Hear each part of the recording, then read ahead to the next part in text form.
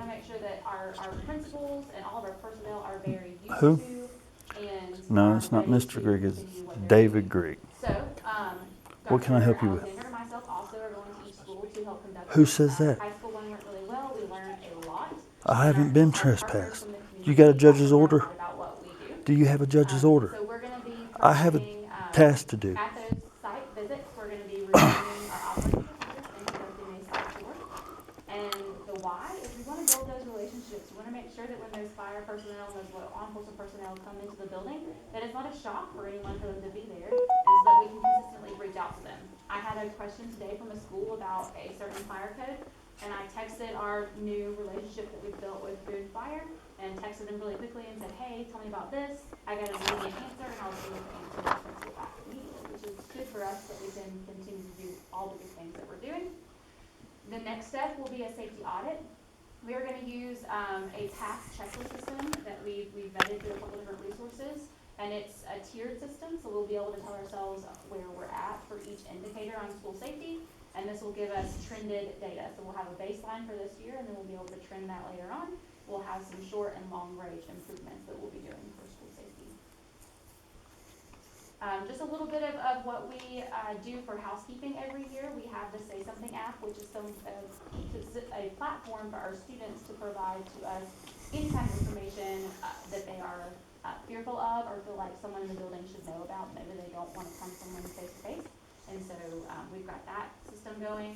We're also going to be implementing staff instant messaging. So in our school system, our principal or APs will be able to instant message their entire staff and say, hey, we have a lockdown, or hey, we're going to, the fire drill is happening right now. That way, if anybody is outside of the building, they get those communications. Because we all know we can go on the loudspeaker and say lots of things, but not everyone, if they're out of the building, if they're on a field trip or what have you, they may not know what's going on. So we're going to be doing instant messaging across our systems. And then we've got what we call our black boxes. So that's something that it's all of our big plans that we're going to keep together so that we can coordinate when there is an incident. Thank you, Dr. Stark. Okay, if we do both of these things well, then hopefully we'll have high student achievement. We know that our district's in the 4th highest performing district in the state, so we want to make sure that we maintain that success and also do what we can to support our students. And we want our district to be the best place to work and the best place to learn for every single student. So our new Chief Academic Officer, Mr. Phil Norman, is going to speak to us next. Good evening. The good news is that most curriculum decisions don't happen at 600 miles an hour. So we don't have to employ that OODA loop in quite the same way. But we did, just wanted to let you all know, we did have an amazing time at the leadership retreat. Dr. Fenwick was there and Dr. Childers was there as well. District personnel and the principals did some really heavy lifting. I guess it was really the second day where we got to dive into student achievement data with the principals. This was one of the tools that we used.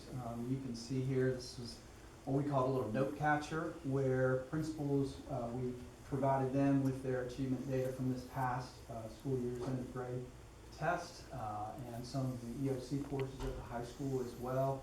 We provided them with district data for comparison, and we were looking at trend data from pre-pandemic time through, of course, we have no data for the 1920 school year, and then we have just the last 3 years of trend data to look at. So we took a look at that and we asked ourselves some questions. How are we doing, since the pandemic? How are we doing in comparison to pre-pandemic student data? And also, not just from one year to the next in a grade level, but how are student cohorts faring since the pandemic as well? So not going to go into great detail about how that works, but just so you know, those principals and school level teams were supported by our CI staff, and it was really an amazing time. So the purpose of that was really not only for the school level to see, hey, these are some areas that we may be doing really well in, strength areas, and these are our need areas, but also for the district as a whole. So we took all of that school level data, combined it, and came up. These are just some of very brief highlights, but some areas of strength here were 8th grade reading, 4th grade reading and math, super highlights, and then some areas of need. 8th grade math is an area, and then I don't want to confuse you because it's. I was going to say 4th grade was a strength last year, but it's also a need area. But it's a need area based on that cohort. That 3rd grade now will be 4th grade this year. So if you think back to what was happening a few years back when that group was in kindergarten, that's when the pandemic hit in March of 2020. So when we think about that group of students' ability to learn how to read, it was greatly impacted by that. So they were learning all those early literacy skills at the end of kindergarten, and then the following year, you may remember what we called that our 2x3. Students were going to school face-to-face for 2 days. Wednesday was essentially a day of prep and cleaning, and then they had 2 days of online instruction. So essentially, they were getting 40% of a normal school year's worth of instruction. So that group of students we have been following, of course, since then, but we're still in need of some support. So one of the things that we are, as a school system, going to focus on is our ability to provide a multi-tiered system of support for all of our students. So it's not just that 3rd grade or that 8th grade, but how do we do this? So you may have heard MTSS, that's one of the acronyms we throw around here pretty frequently, but that's what that stands for, a multi-tiered system of support. And really all we're trying to do is make it so that the support we provide for students is in a system, it is effective, and we're looking at a lot of different pieces in order to make sure that it's effective. So one of the other acronyms that we use is PLC, or Professional Learning Communities. That is a component of the multi-tier system of support, and it is that component that really looks at regular classroom, general classroom instruction, and how effective is that. So we use it at the K-8. It's been around for many, many years, but we feel strongly that it is that collaborative process that teachers use in order to make their core instruction as strong as possible. So the high school also uses them. You may hear them calling it a PLT, so Professional Learning Team. So in the school system, a system of support has these 6 components. Leadership is at the top because it starts with strong school level and district level leadership in order to make this all happen.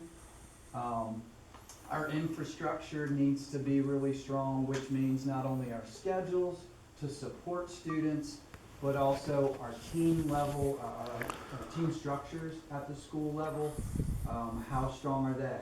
And what are they doing in those team structures? So we're talking about school improvement teams, we're talking about data teams, and we're also talking about professional learning communities. So what are they doing in their collaborative teams? They're looking at not only EOG data, because we can't afford to wait until the end of the school year to find out if our instruction was effective or not. So we are monitoring that instruction at least 3 times a year as a whole. And then for students that are in need of additional support, we're monitoring their instruction much more frequently.